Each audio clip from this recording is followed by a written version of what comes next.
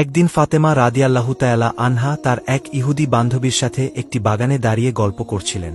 এমন সময় একজন লোক এসে ইহুদি মেয়েটিকে বললেন, আপনার বাবা আপনাকে বাড়িতে যেতে বলেছেন। তখন মেয়েটি সেই লোকটির সাথে বাড়িতে চলে গেলেন।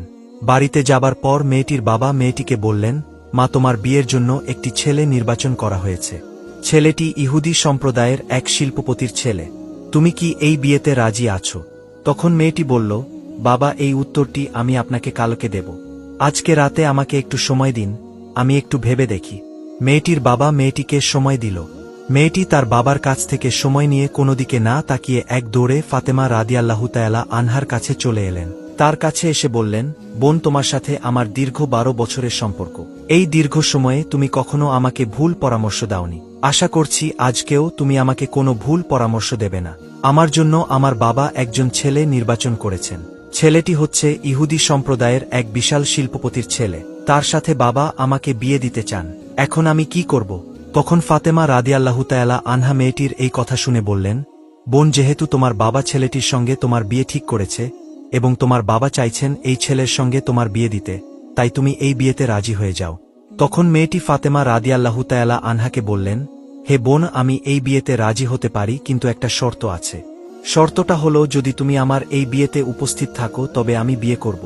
তুমি তো জানো আমি তোমাকে কতটা ভালোবাসি। তখন ফাতেমা রাদিয়াল্লাহু তাআলা আনহা মেয়েটিকে বললেন, তোমরা ইহুদি আর আমরা মুসলিম, আর তুমি তো জানো যে ইহুদিরা মুসলমানদেরকে একদম সহ্য করতে পারে না।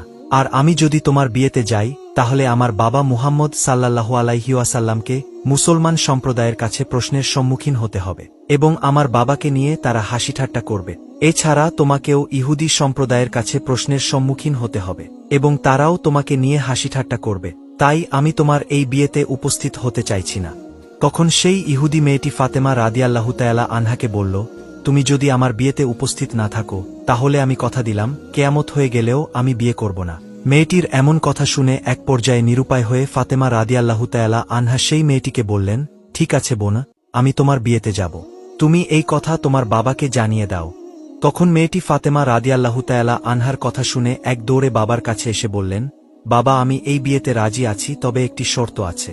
আর সেই শর্ত হলো, আমার বিয়েতে মুহাম্মদের মেয়ে ফাতেমা আমার সাথে থাকবে। তখন মেয়েটির বাবা বলল, মুহাম্মদের মেয়ে যদি আমাদের এই বিয়েতে আসে তাহলে সেটা আমার এই খানদানের সঙ্গে মিলবে না, কারণ তারা হচ্ছে গরিব।